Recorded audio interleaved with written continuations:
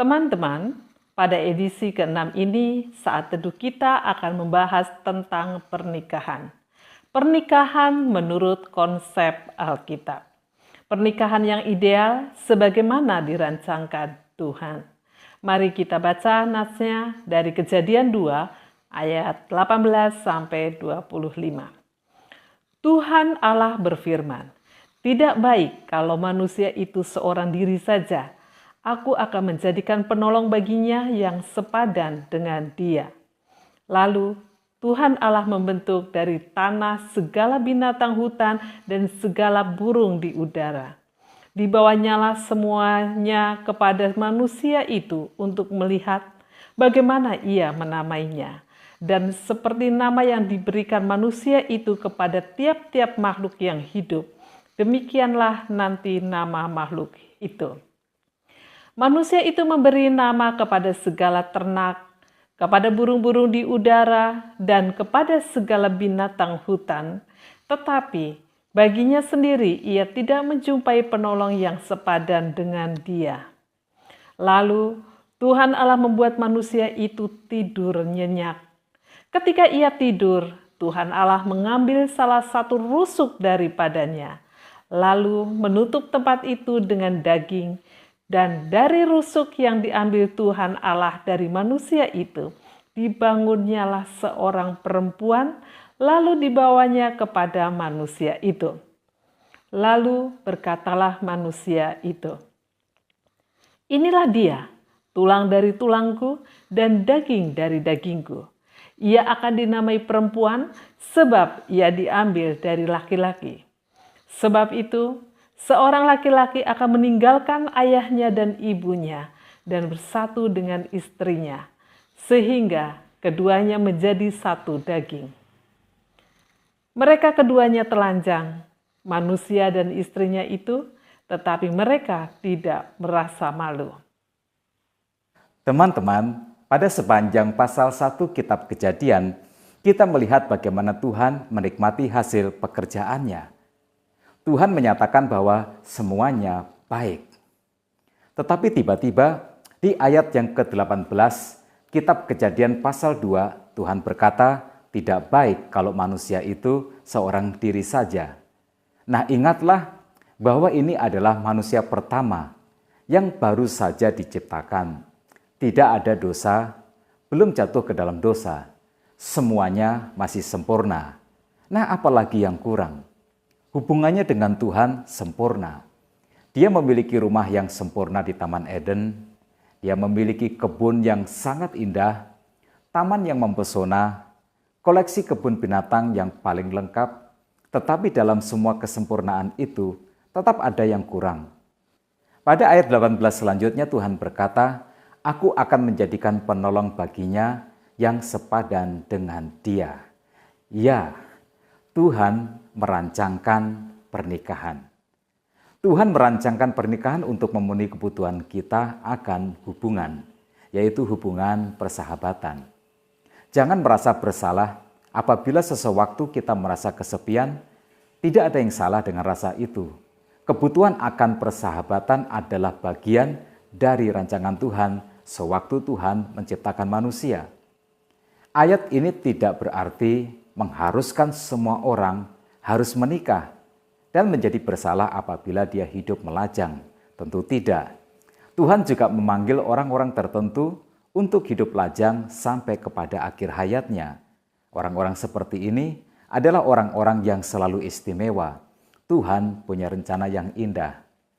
Ayat ini juga tidak berarti bahwa setelah menikah, seseorang tidak lagi membutuhkan orang lain sebagai sahabat. Orang yang sudah menikah masih tetap membutuhkan orang yang berjenis kelamin yang sama sebagai sahabat. Tetapi marilah kita tangkap maksud Allah ini. Pernikahan adalah cara Allah untuk memenuhi kebutuhan kita akan persahabatan. Dari sini kita bisa simpulkan bahwa pernikahan yang indah melibatkan 3 pihak. Tuhan sebagai penggagas pernikahan, lalu pria dan kemudian wanita. Pernikahan yang indah harus melibatkan ketiga pihak ini. Itu sebabnya mengapa Rasul Paulus mengingatkan bahwa hendaknya setiap pria dan wanita Kristen mencari pasangan yang seimbang, yaitu pasangan yang seiman. Menarik juga untuk kita renungkan bahwa sebelum Tuhan menciptakan Hawa dari tulang rusuk Adam, Tuhan menugasi Adam untuk memberi nama bagi setiap hewan. Dalam ayat yang ke-19 dan 20 dikatakan, lalu Tuhan Allah membentuk dari tanah segala binatang hutan dan segala burung di udara. Dibawanyalah semuanya kepada manusia itu untuk melihat bagaimana ia menamainya. Dan seperti nama yang diberikan manusia itu kepada tiap-tiap makhluk yang hidup, demikianlah nanti nama makhluk itu. Manusia itu memberi nama kepada segala ternak, kepada burung-burung di udara, dan kepada segala binatang hutan. Tetapi baginya sendiri, ia tidak menjumpai penolong yang sepadan dengan dia. Apakah yang sedang Tuhan lakukan untuk Adam ini? Bayangkanlah ini, Adam mengamati setiap jenis hewan, lalu sesuai dengan pengamatannya itu, dia memberikan nama yang tepat untuk setiap jenisnya. Dan pada saat ia mengamati, ini yang kemudian terjadi. Dia mendapati bahwa untuk setiap hewan ada pasangannya. Untuk setiap hewan ada jantan dan ada betina. Ya, Adam mendapati dirinya sendirian. Lalu muncullah sebuah kesadaran seperti yang dituliskan pada bagian akhir ayat yang ke-20 tadi, tetapi baginya sendiri dia tidak menjumpai penolong yang sepadan dengan dia. Sekarang Adam menyadari ada kebutuhan di dalam dirinya yang belum terpenuhi. Ini mengajarkan bahwa pernikahan haruslah didasarkan kepada kesadaran bahwa seseorang pria atau wanita membutuhkan orang yang lain yang sepadan dengan dirinya sebagai pasangan hidupnya. Dalam perkembangannya, sejak manusia jatuh ke dalam dosa dan dunia ini semakin terkena dampaknya, kesepadanan memiliki arti yang lebih luas.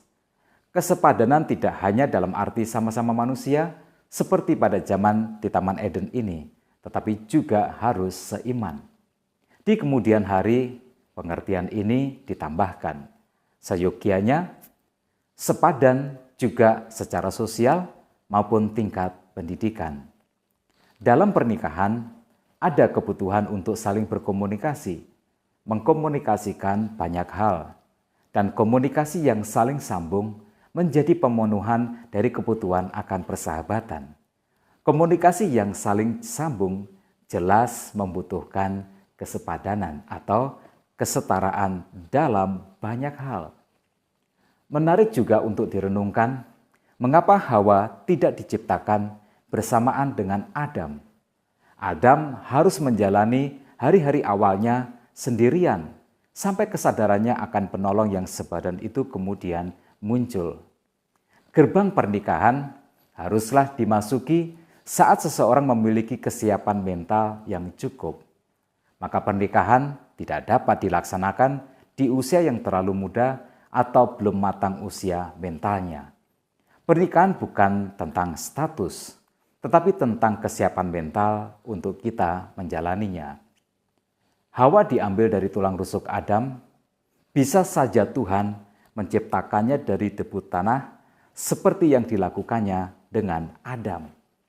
Tetapi Tuhan memilih cara yang berbeda. Tuhan menciptakannya dari salah satu tulang rusuk Adam. Nah, pernikahan yang indah adalah sebuah kesadaran bahwa istri adalah bagian dari diri suami. Dia setara, dia bukan ciptaan yang lebih rendah, dia hanya berbeda. Karena itu seorang pria harus menghargai istrinya seperti tubuhnya sendiri. Dengarlah bagaimana Adam menyambut Hawa. Inilah dia, tulang dari tulangku dan daging dari dagingku. Ia akan dinamai perempuan sebab ia diambil dari laki-laki. Kita mengingat pepatah yang mengatakan wanita tidak diambil dari tulang kepala untuk mengepalai pria, wanita juga tidak diambil dari tulang kaki untuk diinjak oleh laki-laki, tetapi diambil dari tulang rusuk, itu dekat di hati untuk dijaga dan dikasihi. Dalam rancangan Tuhan, seks adalah bagian dari rancangan Tuhan untuk pernikahan.